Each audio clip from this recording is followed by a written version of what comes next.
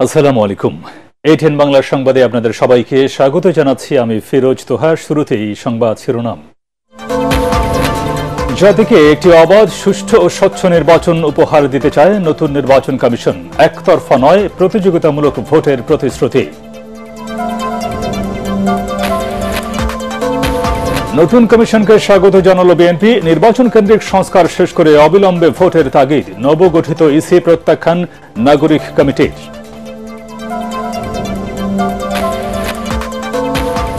রাজধানীতে আজও অটোরিকশা চালকদের সড়ক অবরোধ, বিক্ষোভ, যানজটে নাকাল নগরবাসী। বন্ধ না করে চালকদের নিয়মের মধ্যে আনার তাগিদ যাত্রীদের। এবং শাপলা চত্বরে হেফাজতের সমাবেশে বুয়েট শিক্ষার্থী রেহান হত্যার ঘটনায় শেখ হাসিনা সহ ৪৪ জনের বিরুদ্ধে ট্রাইব্যুনালে অভিযোগ দায়ের।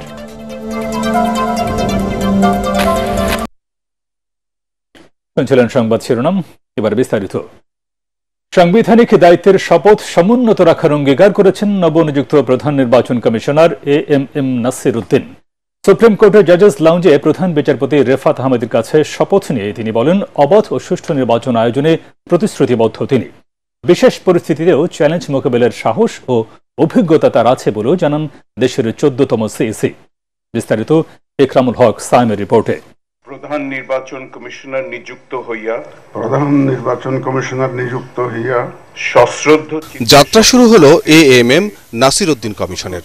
রোববার দুপুর ১:৩০টায় প্রধান বিচারপতি রেফাত আহমেদ সিইসি হিসাবে শপথ পড়ান সাবেক এই আমলাকে। ব্যক্তিগত স্বার্থের দ্বারা প্রভাবিত হইতে দিব না। এরপর শপথ নেন ৪ নির্বাচন কমিশনার, সাবেক অতিরিক্ত সচিব আনোয়ারুল ইসলাম সরকার, সাবেক জেলা ও দায়রা জজ আব্দুর রহমান এল মাসুদ, সাবেক যুগ্ম সচিব বেগম তাহমিদা আহমদ এবং অবসরপ্রাপ্ত ব্রিগেডিয়ার জেনারেল আবুল ফজল মোহাম্মদ সানাউল্লাহ। বাংলাদেশের প্রতি অকৃত্রিম বিশ্বাস।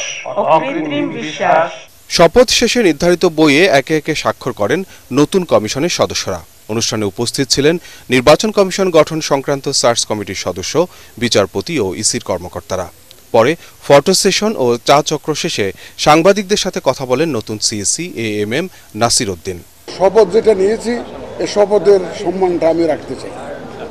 এই শপথ যা নিয়েছে এটাকে আমি সমুন্নত রাখতে চাই। যারা হয়তো আপনারা বলছেন যে আগে শপথ নিয়েছিল শপথ ভঙ্গ করে, শপথ ভঙ্গ হবে না। আমি এটাকে একটা নিজের জীবনের একটা বড় অপরচুনিটি হিসেবে দেখছি। এই দায়িত্বটাকে opportunity to serve the nation. দেশের মানুষ ভোটাধিকার থেকে বঞ্চিত। তারা ফ্রি ফেয়ার একটা ইলেকশনের জন্য অনেক সংগ্রাম করেছে, অনেক আন্দোলন করেছে বিগত বছরগুলোতে, এবং অনেকে রক্ত দিয়েছে। আমি তাদেরকে একটা free fair and credible election দেওয়ার জন্য প্রতিশ্রুতিবদ্ধ। যে কোনো পরিস্থিতিতে ভোটারদের অধিকার ফিরিয়ে আনতে সব ধরনের চ্যালেঞ্জ মোকাবিলায় নিজের সক্ষমতাও তুলে ধরেন তিনি। বহু চ্যালেঞ্জ দেখেছি এবং ইনশাল্লাহ সাকসেসফুলি মোকাবেলা করেছি।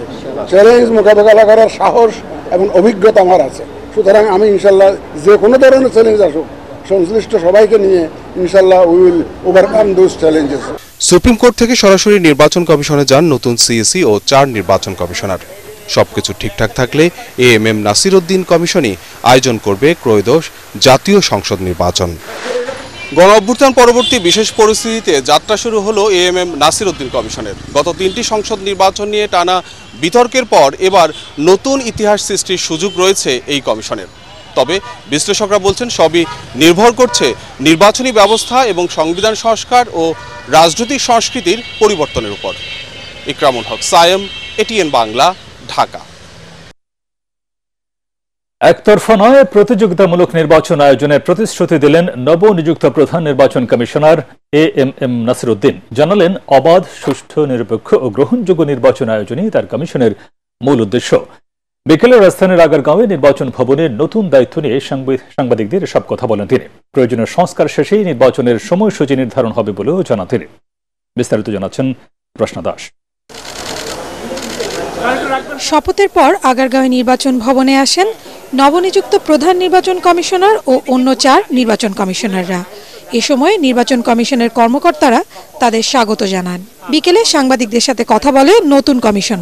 এ সময় প্রধান নির্বাচন কমিশনার বলেন, প্রয়োজনীয় সংস্কারের পর নির্বাচনের তারিখ নিয়ে আলোচনা হবে। ইলেকশন করার জন্য যে রিফর্মগুলো এসেনশিয়াল সেগুলো করতে হবে। সরকারের তরফ থেকে কোনো রকমের কোনো চাপ নাই এবং আই এম কনভিন্সড যে কোনো চাপ থাকবে না। যে জাতির প্রতি যে একটা ওয়াদা, free fair and credible election উপহার দেওয়া, সেটা অর্জনের জন্য, সেটা ডেলিভার করার জন্য যা যা করা দরকার আমি ইনশাআল্লাহ তা করব। তিনি বলেন, গায়ের জোরে একতরফা নির্বাচন চায় না নির্বাচন কমিশন। আওয়ামী লীগের নির্বাচনে অংশ নেওয়ার বিষয়ে জানতে চাইলে তিনি বলেন, দলটি নিয়ে বিতর্ক চলছে, সেটি ফয়সালা হলেই সিদ্ধান্ত নেওয়া হবে। ওটা নিয়ে তো সিরিয়াস বিতর্ক আছেই, চলছে, বাইরে চলছে, কোর্টে আপনারাও দেখতেছেন, আমরাও দেখতেছি। আওয়ামী লীগের ব্যাপারে ফয়সালাটা হয়ে গেলে আমরাও অপেক্ষা করতেছি যে ফয়সালাটা কি আসে দেখি, তাহলে সেইভাবেই আমরা ব্যবস্থা নিব। আমরা কোনো গায়ের জোরে ইলেকশন দেখতে চাই না, কোনো একতরফা ইলেকশন আমরা দেখতে চাই না। আমরা একটা প্রতিযোগিতামূলক এবং আমরা একটা লেভেল প্লেইং ফিল্ড আমরা ক্রিয়েট করে দেব। এ সময় অংশগ্রহণমূলক নিরাপদ পরিবেশ ভোটের জন্য তৈরি করতে সবার কাছে সহযোগিতা চেয়েছেন নতুন সিইসি। রাসনা দাস, এটিএন বাংলা, ঢাকা। নতুন নির্বাচন কমিশন জনগণের প্রত্যাশা পূরণে সফল হবে বলে আশা প্রকাশ করেছেন বিএনপির স্থায়ী কমিটির সদস্য আমির খসরু মাহমুদ চৌধুরী। অন্যদিকে নির্বাচন কমিশন পুনর্গঠনের উদ্যোগকে স্বাগত জানিয়ে অন্তর্বর্তী সরকারকে নির্বাচন কেন্দ্রিক সংস্কার শেষে অনতিবিলম্বে নির্বাচন দেওয়ার আহ্বান জানিয়েছেন বিএনপির স্থায়ী কমিটির সদস্য মঈন খান। দলের নেতারা বলেন, জন আকাঙ্ক্ষার বাস্তবায়নী সংবিধান, সেজন্যই বিএনপি দ্রুত নির্বাচন চায়। কামরুজ্জামান রাজীবের রিপোর্ট। চেয়ারপারসনের গুলশান কার্যালয়ে বিএনপি মহাসচিব মির্জা ফখরুল ইসলাম আলমগীরের সাথে বৈঠক করেন তুরস্কের রাষ্ট্রদূত রামিজ সেন। ঘণ্টাব্যাপী বৈঠকে উপস্থিত ছিলেন দলের স্থায়ী কমিটির সদস্য আমির খসরু মাহমুদ চৌধুরী ও সাংগঠনিক সম্পাদক শামা ওবায়েদ। পরে সংবাদ সম্মেলনে আমির খসরু জানান, রোহিঙ্গা ইস্যুসহ দুদেশের স্বার্থ সংশ্লিষ্ট বিষয়ে আলোচনা হয়েছে। এ সময় নতুন নির্বাচন কমিশনের বিষয়ে প্রতিক্রিয়া জানাতে গিয়ে তিনি বলেন, নতুন নির্বাচন কমিশন গঠন অন্তর্বর্তী সরকারের একটি ইতিবাচক পদক্ষেপ। এখন যত দ্রুত সম্ভব কমিশন সুষ্ঠু নির্বাচনের দিকে এগিয়ে যাবে, সেটাই জনগণের প্রত্যাশা। সবাই জানতে চাচ্ছে নির্বাচনের রোডম্যাপ কি, কবে নির্বাচন হবে। দেশি বিদেশি স্টেক হোল্ডাররা সবাই তো অপেক্ষা করছে। তো আজকে শপথ নেওয়ার পরিপ্রেক্ষিতে নিশ্চয়ই একটা ভালো স্টেপ, ভালো মেসেজ যাবে। তবে শপথ নেওয়ার পরবর্তী কার্যক্রম যেগুলো আছে সেগুলো তারা আশা করি আমরা জনগণের প্রত্যাশা পূরণে সফল হবে। একটা সুষ্ঠু নির্বাচনের দিকে তারা যত দ্রুত সম্ভব এগিয়ে যাবে। অন্যদিকে যুক্তরাজ্য বিএনপির সাবেক সভাপতি মহিদুর রহমানকে নিয়ে দলের প্রতিষ্ঠাতা জিয়াউর রহমানের সমাধিতে শ্রদ্ধা জানান মঈন খান। এ সময় তিনি বলেন, স্বৈরাচারকে বিদায় করে জনগণ অন্তর্বর্তী সরকারকে গণতন্ত্র প্রতিষ্ঠার ম্যান্ডেট দিয়েছে, তাই দ্রুত জনগণের ভোটের অধিকার ফিরিয়ে দিতে হবে। অন্তর্বর্তীকালীন সরকার, তাদেরকে আমরা ধন্যবাদ জানাই। তারা একটি ভালো ব্যবস্থা নিয়েছে, একটি নির্বাচন কমিশন তারা প্রতিষ্ঠা করেছে। আমি বিশ্বাস করব এই নির্বাচন কমিশন তাদের সবচেয়ে গুরুত্বপূর্ণ সংস্কার। সহযোগিতা করছি, কিন্তু এই সরকারকে অহেতুক কোনো বিলম্ব করলে হবে না। তাদেরকে অত্যাবশ্যক যে সংস্কার সেগুলো সম্পাদন করে অনতিবিলম্বে বাংলাদেশে একটি সুষ্ঠু নিরপেক্ষ নির্বাচন দিতে হবে।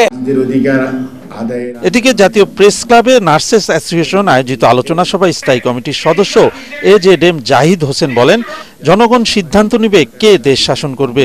যত দ্রুত জনগণের নির্বাচিত প্রতিনিধির হাতে ক্ষমতা হস্তান্তর হবে, তত দ্রুত বিশৃঙ্খলা নিরসন হবে। প্রয়োজনীয় সংস্কার করে যত দ্রুততার সঙ্গে। কামরুজ্জামান রাজীব, এটিএন বাংলা, ঢাকা। ক্ষমতাচ্যুত আওয়ামী লীগ সরকারের প্রণীত আইনের অধীনে গঠিত নতুন নির্বাচন কমিশনকে প্রত্যাখ্যান করেছে জাতীয় নাগরিক কমিটি। রাজনৈতিক দলগুলোর চাপেই অন্তর্বর্তী সরকার ইসি গঠন করেছে বলে মনে করছেন কমিটির নেতারা। রাজধানীতে নাগরিক কমিটির কেন্দ্রীয় কার্যালয়ে সংবাদ সম্মেলনে মুখপাত্র সামান্তা শারমিন বলেন, বর্তমান অন্তর্বর্তী সরকার ওই আইনের অধীনে নির্বাচন কমিশন গঠনের জন্য সার্চ কমিটি করে। জুলাই বিপ্লবের পর ওই আইনটি বাতিল করায় যুক্তিযুক্ত ছিল বলেও জানানো হয়। আওয়ামী ফ্যাসিস্ট সরকারের আইনের অধীনে নির্বাচন কমিশন গঠন এবং কমিশনারদের নিয়োগ সহ শপথ গ্রহণের সিদ্ধান্ত প্রত্যাখ্যান করছে জাতীয় নাগরিক কমিটি। ফ্যাসিবাদী রাষ্ট্র ব্যবস্থা বিলোপের লক্ষ্যে সকল ধরনের সংস্কার পদক্ষেপ গ্রহণ করা না গেলে গণঅভ্যুত্থানের লক্ষ্য অর্জিত হবে না এবং শহীদদের রক্তের সাথে তা বেইমানি শামিল। ব্যাটারি চালিত যানবাহন বন্ধে হাইকোর্টের আদেশ প্রত্যাহার করা সহ বিভিন্ন দাবিতে রাজধানীতে আজও বিক্ষোভ মিছিল সহ গণ অবস্থান করেছে ব্যাটারি চালিত রিকশা চালক শ্রমিকরা। দিনভর তাদের অবস্থানে সড়কে দেখা দেয় তীব্র যানজট, কোথাও কোথাও ঘটে সংঘর্ষের ঘটনা। দ্রুত দাবি মেনে নেওয়া না হলে কঠোর আন্দোলনে যাওয়ার হুঁশিয়ারি দেয় রিকশা, ভ্যান, ইজি বাইক শ্রমিক ইউনিয়নের নেতারা। বিস্তারিত মাঝারুল হক মুহাজিরের রিপোর্টে। গত কয়েকদিন ধরেই রাজধানীর রাজপথ ব্যাটারি চালিত রিকশা চালক শ্রমিকদের দখলে। দাবি আদায়ে এবার জাতীয় প্রেস ক্লাবে গণ অবস্থান তাদের। সকাল থেকে রাজধানীর হাজারীবাগ, কামরাঙ্গীর চর সহ বিভিন্ন এলাকা থেকে জমায়েত হয় প্রেস ক্লাবে। সড়ক অবরোধ করে স্লোগান দেয় তারা। আমাকে দৈনিক 800 টাকার উপরে কিস্তি, ঠিক আছে, আমরা কিন্তু এটা একটা বইতে দেখ আমার করলে কয় মামা চলো একটু মেডিকেল যায়, আমার পোলাটা মইরা গেছে। কে যায়? আমরা যাই।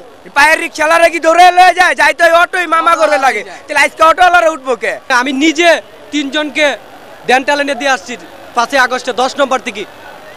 এটার কি অনুদান আমরা নাই? হাসিনা আমল যখন গেছে ওই আমলও তারা কোটি কোটি টাকা কামাইছে। আমাদের টাকা লিয়া অটো রিক্সা ভাই টাকা লিয়া ধরলে 1200 টাকা দিয়ে না দিলে ব্যাটারি দিম না। সব গাড়িতে ব্যাটারি আছে, তাহলে আমাদের অটো রিকশা চলে সমস্যা কি? অবিলম্বে ব্যাটারি চালিত যানবাহন বন্ধে হাইকোর্টের আদেশ প্রত্যাহার এবং বিআরটিএ কর্তৃক লাইসেন্স ও যৌক্তিক রুট পারমিট প্রদান করা সহ 11 দফা দাবি তুলে ধরে রিকশা, ভ্যান, ইজি বাইক শ্রমিক ইউনিয়নের নেতারা। সবাই একসাথে সংগঠন করে একসাথে ঐক্যবদ্ধ থাকবো। সাহেব চিন্তা করে দেখেন, যদি শহর দিয়ে গরিব মানুষ খেতে পারছেন, আপনিও বাঁচবেন না। গণ অবস্থানে সংহতি জানায় বাম জোটের নেতারাও। ঢাকা শহর থেকে 90% মানুষকে বিতাড়িত করতে চায় এক শ্রেণীর ষড়যন্ত্রকারী রিকশা শ্রমিক ভাইরা এই দেশের ইতিহাসের বাটে বাটে প্রত্যেকটা পর্যায়ে জীবন দিয়েছে, আন্দোলন সংগ্রামে অংশগ্রহণ করেছে। যেভাবে আমরা হাসিনার গুন্ডা বাহিনীকে আমরা নিবৃত করেছি, একইভাবে তাদেরকেও বিরত রাখার জন্য আপনারা। পরে শহীদ মিনারের উদ্দেশ্যে বিশাল মিছিল বের করে ব্যাটারি চালিত রিকশা চালক শ্রমিকরা। সংঘর্ষ চলে রাজধানীর যাত্রাবাড়ি এলাকায়। এছাড়াও শাহবাগ, সায়েন্স ল্যাব, ধানমন্ডি, মোহাম্মদপুর সহ বিভিন্ন এলাকায় ব্যাটারি চালিত অটোরিকশা নিষিদ্ধের প্রতিবাদে চলে বিক্ষোভ। মাঝহারুল হক মুহাজির, এটিএন বাংলা, ঢাকা। হুট করে অটোরিকশা বন্ধ না করে চালকদের নিয়মের মধ্যে আনার তাগিদ দিয়েছেন যাত্রীরা। তারা বলেন, দীর্ঘমেয়াদী পরিকল্পনা আর পুনর্বাসনের ব্যবস্থা করে অটোরিকশা সমস্যার সমাধান করতে হবে সরকারকেই, নইলে দেশের আইন শৃঙ্খলা পরিস্থিতি ভিন্ন দিকে নিতে অপচেষ্টা চালাতে পারে সুবিধাবাদীরা। রিপোর্ট করছেন আদিন সজীব। অটো চালকের এই আর্তনাদ অজানা নয়। 1.5 লাখ টাকা কিস্তি লইছে, অল্প কদিন নিচ্ছে, আমি কিস্তি দিমু কেমনে? তাদের বেশিরভাগই ঋণ করে কিনেছেন এই অটোরিকশা। চালাতে না পারলে পড়বেন মহা বিপদে। পাও ধরে এরকম পাজাও করে রাখছি স্যার, কামছি স্যার, সকালবেলা বাইর হইছি স্যার, এক টাকাও কামে নেই। আমরা বিগত সময় দেখেছি সরকার কোনো কর্মসংস্থান করতে পারেনি, বরং বাংলাদেশের হাজার হাজার কোটি কোটি মানুষ বেকার হয়েছে। 12টার পর থেকে ফজর পর্যন্ত একটা অবৈধ লাইন দেয়, বন্ধ করে বিদ্যুৎ লাইন দিবে এবং কোনো ভিআইপি রোডে চলতে পারবো না। কিন্তু অটোরিকশা বন্ধের নির্দেশ কেন আসছে ঘুরে ফিরে? নগরবাসী বলছেন, অটোরিকশার কারণে সড়কে দুর্ঘটনা বেড়েছে, অনেকেই প্রাণ হারাচ্ছেন। ওদের না গতিতে নিয়ন্ত্রণ আছে, না ব্রেকিং সিস্টেম ভালো আছে, ওদের চাক্কাও হইলো এত মজবুত না। এটা যদি স্টপ করতে হইতো তাইলে অনেক আগে থেকেই স্টপ করতে হইতো, এত বৃদ্ধি করতে দেওয়াই উচিত হয় না। স্বল্প জায়গা যাতায়াতের কথা চিন্তা করেন, সেক্ষেত্রে অবশ্যই যাত্রীদের পক্ষে সুবিধা হয়েছে। যাত্রীরা বলছেন, অটোর প্রয়োজন আছে, তবে নিয়মেরও বিকল্প নেই। অ্যাভাব 18 থেকে একটা নর্মাল মানে 40-50-এর মধ্যে তারাই লিমিটেড থাকাটা বেটার, বিশেষ করে যারা নিয়ম কানুনগুলা জানে। এটাকে বন্ধ করে দেওয়া হয় তাহলে যেমন আমাদের পরিবহনের সংকট হবে, তারপরে দ্বিতীয়ত হলো বেকারত্ব বেড়ে যাবে, তখন রাহাজানি দেশের মধ্যে আরো বৃদ্ধি পাবে। এজন্য সরকারকে দীর্ঘমেয়াদী পরিকল্পনা হাতে নিয়ে এই পরিস্থিতি থেকে উত্তরণের তাগিদ নাগরিক মনে। অটো নিয়ে আন্দোলন চলছে, বিশ্লেষণ হচ্ছে নানাভাবে। অনেকেই মনে করছেন যে অটো কোন রুটে চলবে এবং কোন বয়সী চালক অটো চালাতে পারবে, একই সঙ্গে গতি কেমন থাকবে, এই বিষয়গুলোকে যদি ঠিক করা যায় তাহলেই নগর জীবনে ফিরতে পারে স্বস্তি। সেই সঙ্গে সতর্ক করা হচ্ছে যেন এই অটো আন্দোলনকে কেন্দ্র করে কোনো পক্ষ বিশৃঙ্খলা সৃষ্টি করতে না পারে। আদ্দিন সজীব, এটিএন বাংলা, ঢাকা। ব্যাটারি চালিত অটোরিকশার বিষয়ে উচ্চ আদালত যে নির্দেশনা দেবেন সরকার তা বাস্তবায়ন করবে বলে জানিয়েছেন স্বরাষ্ট্র উপদেষ্টা অবসরপ্রাপ্ত লেফটেন্যান্ট জেনারেল জাহাঙ্গীর আলম চৌধুরী। সচিবালয়ে আইন শৃঙ্খলা বিষয়ক উপদেষ্টা কমিটির বৈঠক শেষে তিনি এই কথা জানান। উপদেষ্টা জানান, সড়কে যান চলাচল নিয়ন্ত্রণে বিভিন্ন বাহিনীর অবসরপ্রাপ্ত কর্মচারীদের দিয়ে ট্রাফিক নিয়ন্ত্রণের সিদ্ধান্ত নিয়েছে সরকার। এ সময় দেশের আইন শৃঙ্খলা পরিস্থিতি যথেষ্ট ভালো বলেও দাবি করেন স্বরাষ্ট্র উপদেষ্টা। মহান বিজয় দিবসকে ঘিরে আইন শৃঙ্খলা পরিস্থিতির অবনতির কোনো শঙ্কা নেই বলেও জানান তিনি। তাগো দাবি আমরা মানবো, আমাদের দাবিও তারা মানবে। অটোরিকশার সম্বন্ধে আমরা তো বাস্তবায়ন করবো না, এটা উচ্চ আদালতের একটা আদেশ। উচ্চ আদালতের আদেশটি আমরা বাস্তবায়ন করতে যাচ্ছি এবং উচ্চ আদালতের আদেশটার ব্যাপারে আমাদের যে আইন মন্ত্রণালয় তারা হয়তো একটা উচ্চ আদালত থেকে আজকে হয়তো একটা কোনো ডিসিশন আসবে, ওই ডিসিশনটা যেটা আসে ওই ডিসিশনের উপরে আমরা যা আসবে ওই ডিসিশনের ব্যাপারে আমরা করব। অটোরিকশার বিষয়টি আইনিভাবে সমাধানে সরকার সুপ্রিম কোর্টে আপিল করবে বলে জানিয়েছে প্রধান উপদেষ্টার প্রেস উইং। সন্ধ্যায় ফরেন সার্ভিস একাডেমিতে সংবাদ সম্মেলনে একথা জানানো হয়। সময় প্রধান উপদেষ্টার প্রেস সচিব শফিকুল আলম বলেন, বিদেশ ভ্রমণকালে বিমানবন্দরে হয়রানি রোধে সব সংস্থার সাথে সমন্বয় করতে নীতিমালা করবে সরকার। জনদুর্ভোগ সৃষ্টি হয় এমন কর্মসূচি পরিহার করে যথাযথ প্রক্রিয়ায় দাবি দেওয়া তুলে ধরার আহ্বান জানিয়েছেন প্রধান উপদেষ্টার উপপ্রেস সচিব আবুল কালাম আজাদ মজুমদার। 2026 সালের মাঝামাঝি জাতীয় সংসদ নির্বাচন হতে পারে উপদেষ্টা ডক্টর এম সাখাওয়াত হোসেনের এমন মন্তব্যের বিষয়ে দৃষ্টি আকর্ষণ করা হলে উপপ্রেস সচিব অপূর্ব জাহাঙ্গীর বলেন, প্রধান উপদেষ্টার কার্যালয় এখনও নির্বাচনের তারিখ চূড়ান্ত করেনি। বলেন, নির্বাচনে ব্যাপারে অন্যদের মন্তব্য ব্যক্তিগত। আগামী মাসের মাঝামাঝি গুম কমিশন প্রতিবেদন দেবে বলে জানানো হয় সংবাদ সম্মেলনে। সরকারের কাছে আনুষ্ঠানিকভাবে কোনো প্রতিবেদন প্রকাশ করেনি। গুম কমিশনের সাথে গত কিছুদিন আগে মাননীয় প্রধান উপদেষ্টা এবং আরো কয়েকজন অন্যান্য উপদেষ্টা মিলে একটা বৈঠক হয়েছে। সেখানে তারা প্রতিশ্রুতি দিয়েছেন ডিসেম্বরের মাঝামাঝি তারা একটা ইন্টারিম রিপোর্ট দেবেন। সেই রিপোর্টের ভিত্তিতে সরকার যদি কোনো ব্যবস্থা নেওয়ার প্রয়োজন মনে করে তাহলে ব্যবস্থা নেবে। 2013 সালের 5 মে শাপলা চত্বরে গণহত্যার শিকার হওয়ার অভিযোগে আন্তর্জাতিক অপরাধ ট্রাইব্যুনালে অভিযোগ দায়ের করেছেন নিহত বুয়েট শিক্ষার্থী রেহান হাসানের পরিবার। ট্রাইব্যুনালের প্রসিকিউশন দফতরে শেখ হাসিনা সহ 44 জনের বিরুদ্ধে অভিযোগ দায়ের করেছেন রেহানের মা ইফফাত আরা। আরো জানাচ্ছেন হুমায়ুন চিশতি। প্রায় এক যুগ আগে একমাত্র ছেলেকে হারিয়েছেন নওগাঁর সীমান্ত পাবলিক স্কুলের শিক্ষিকা ইফফাত আরা। মতিঝিলের শাপলা চত্বরে পুলিশের গুলিতে নিহত হয় তার বুয়েট পড়ুয়া ছেলে রেহান আহসান। সেই শোক সইতে না পেরে পরের বছরই মারা যান বাবা গ্রামীণ ব্যাংকের principal officer AKM Mamun Hasan. Police ও আওয়ামী লীগ সরকারের চাপে সেই সময় মুখ খোলার বা মামলা করার সাহস পাননি এই অসহায় মা। তখন আমি বাকশক্তি হারিয়ে ফেলেছিলাম যে আমি আমার ছেলেকে এইভাবে পাবো, এটা এমন চিন্তাই কখনো আসে নাই। অঝরে রক্ত ঝরছিল মাথা দিয়ে, টপ টপ করে রক্ত ঝরছিল, নিঃস্বার সেই দেহটা পড়েছিল একটা খুব সংকীর্ণ একটা স্ট্রেচারে। আমার ছেলে অনেক লম্বা ছিল, স্বাস্থ্য ভালো ছিল, স্ট্রেচারে তার জায়গা হচ্ছিল না। অনেক কষ্টকর দিনগুলো আমরা পার করছি এখন পর্যন্ত। প্রতিটা দিন যেন আমাদের 5 মে। বাবা এই শোক সামাল দিতে পারে নাই, পরের বছর বাবা মারা যায়। সন্তানের শোক সামাল দেওয়ার আগে আমি এমন স্বামীকে হারিয়েছি। রোববার রেহানের মা আন্তর্জাতিক অপরাধ ট্রাইব্যুনালে সাবেক প্রধানমন্ত্রী শেখ হাসিনা সহ 44 জনের বিরুদ্ধে মানবতাবিরোধী অপরাধের অভিযোগ দায়ের করেন। এ সময় রেহানের ছোট বোন ফারিয়া সরণীও তার সাথে ছিলেন। আমরা মোট 44 জনের বিরুদ্ধে অভিযোগ দায়ের করেছি এবং সাথে আরও অজ্ঞাতনামা আছে। প্রথম অভিযোগ যাচ্ছে তৎকালীন প্রধানমন্ত্রী শেখ হাসিনা, তার নিরাপত্তা উপদেষ্টা তারিক সিদ্দিকী, তৎকালীন স্বরাষ্ট্রমন্ত্রী ডক্টর মহিউদ্দিন খান আলমগীর। অভিযোগটা হচ্ছে মূলত গণহত্যা এবং মানবতা বিরোধী অপরাধের অভিযোগ। আদরের সন্তান হত্যার দ্রুত বিচার দাবি করেন রেহানের মা। হুমায়ুন চিশতি, এটিএন বাংলা, ঢাকা। দরিদ্র জনগোষ্ঠীর সহায়তায় প্রতি বছর সামাজিক নিরাপত্তা কর্মসূচির আওতা বাড়ছে, তবে বাস্তবায়নের অদক্ষতায় প্রত্যাশিত ফল মিলছে না। ন্যূনতম মজুরির নিচে থাকা দরিদ্র জনগোষ্ঠীর প্রতি পরিবারকে মাসে 4,500 টাকা সহায়তা দেওয়ার প্রস্তাব বেসরকারি গবেষণা সংস্থা সিপিডির। এদিকে বিএনপি ক্ষমতায় গেলে মানুষের স্বাস্থ্য সুরক্ষায় ইউনিভার্সাল হেলথ কেয়ার এবং বিশেষ শিক্ষা ভাতা চালু করা হবে বলে জানিয়েছেন দলটির নেতা আমির খসরু মাহমুদ চৌধুরী। শারফুল আলমের রিপোর্ট। দেশে দারিদ্র্য কমাতে 1.5 দশকে খরচ হয়েছে কয়েক লাখ কোটি টাকা। তা সত্ত্বেও প্রত্যাশিতভাবে কমেনি দরিদ্র মানুষের সংখ্যা, বরং একটা বড় অংশ রয়েছে এখনও খাদ্য ঝুঁকিতে।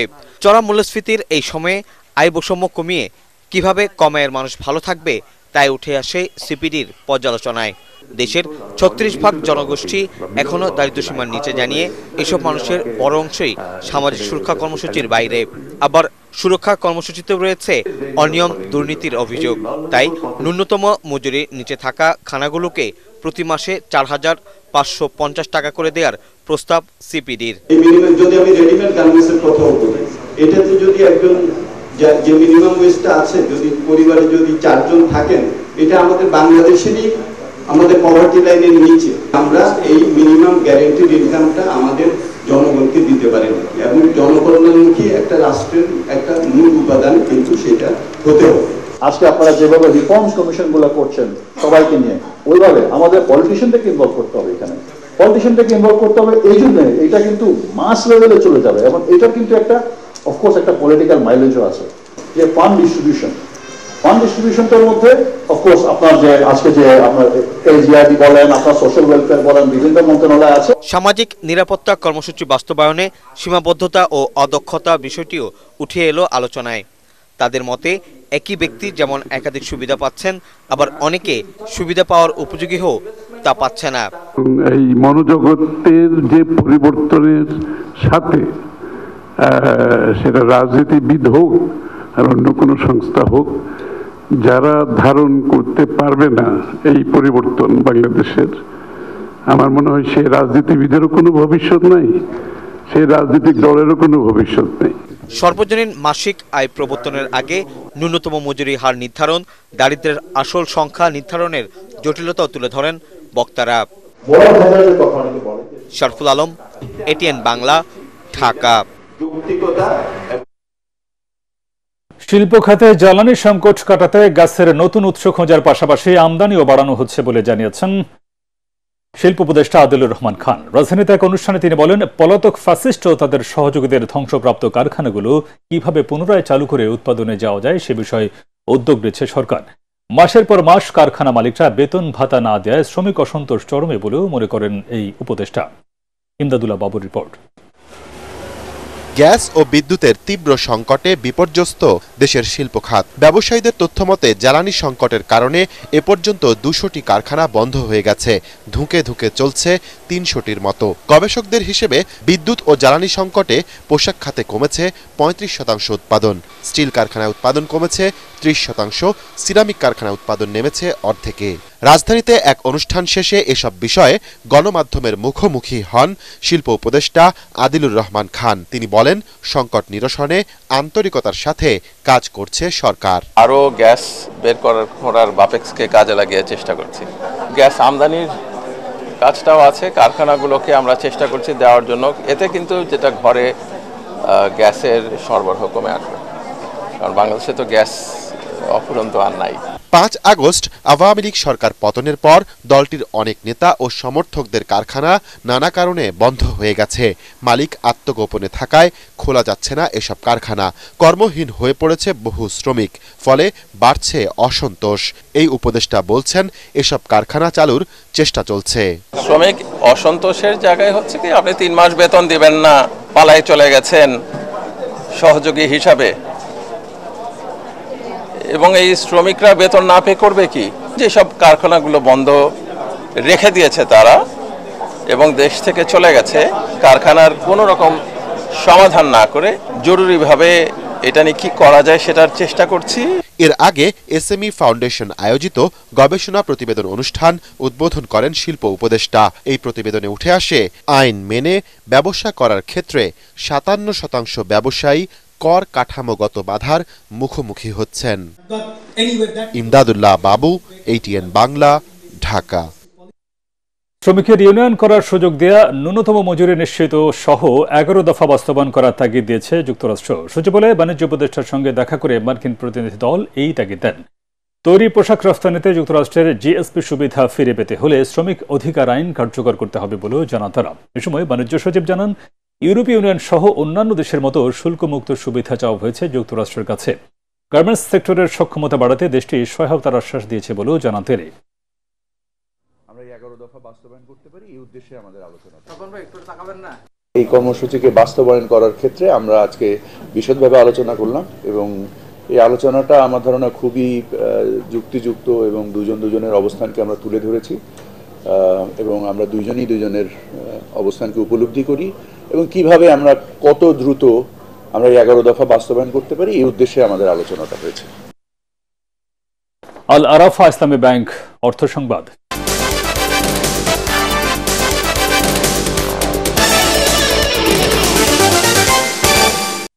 Global electronics brand Walton hi tech industries পিএলসির সঙ্গে এমপ্লয়ি গ্রিন ব্যাংকিং চুক্তি করল সিটি ব্যাংক পিএলসি। এর আওতায় সিটি ব্যাংক থেকে বেতন ভাতা, অর্থ প্রদান, অর্থ সংগ্রহ, ডেবিট ও ক্রেডিট কার্ড সহ পার্সোনাল, হোম ও কার লোন সুবিধা সহ প্রয়োজনীয় ব্যাংকিং পরিষেবা পাবেন ওয়ালটন ব্যবহারকারীরা। রাজধানীর বসুন্ধরায় ওয়ালটন কর্পোরেট অফিসে আয়োজিত অনুষ্ঠানে চুক্তি সই করেন ওয়ালটনের এএমডি ও সিএফও মোহাম্মদ জিয়াউল আলম, এফসিএ এবং সিটি ব্যাংক পিএলসির ডিএমডি ও head of retail banking Arup Haider. এ সময় উপস্থিত ছিলেন ওয়ালটন হাইটেক ইন্ডাস্ট্রিজ পিএলসির chairman S M. Shamsul Alam, city ব্যাংকের চেয়ারম্যান আজিজ আল কায়সার, ওয়ালটন হাইটেকের managing director S M. Mahbubul Alam, city ব্যাংকের এমডি ও সিইও মাশরুর আরেফিন, ওয়ালটনের এএমডি মোহাম্মদ নজরুল ইসলাম সরকার ও Eva Rizwana, deputy managing director Mohammad Yusuf Ali সহ উভয় প্রতিষ্ঠানের ঊর্ধ্বতন কর্মকর্তারা। চুক্তি স্বাক্ষর শেষে ওয়ালটন অফিসে সিটি ব্যাংকের এটিএম বুথ উদ্বোধন করা হয়। শেষ করার আগে সংবাদ শিরোনাম আরেকবার। জাতিকে একটি অবাধ, সুষ্ঠু ও স্বচ্ছ নির্বাচন উপহার দিতে চায় নতুন নির্বাচন কমিশন। একতরফা নয়, প্রতিযোগিতামূলক ভোটের প্রতিশ্রুতি।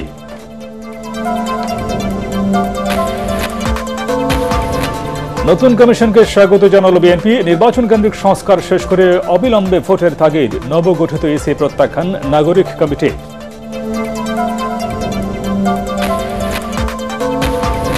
রাজধানীতে আজও অটোরিকশা চালকদের সড়ক অবরোধ, বিক্ষোভ, যানজটে নাকাল নগরবাসী। বন্ধ না করে চালকদের নিয়মের মধ্যে আনার তাগিদ যাত্রীদের।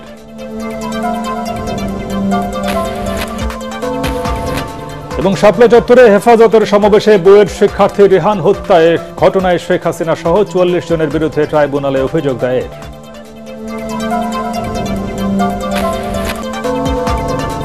পরবর্তী সংবাদ দেখার আমন্ত্রণ জানিয়ে এখনকার মতো শেষ করছি। এটিএন বাংলার সংবাদ ইউটিউবে দেখতে ব্রাউজ করুন, youtube/ATN Bangla News। ধন্যবাদ সবাইকে।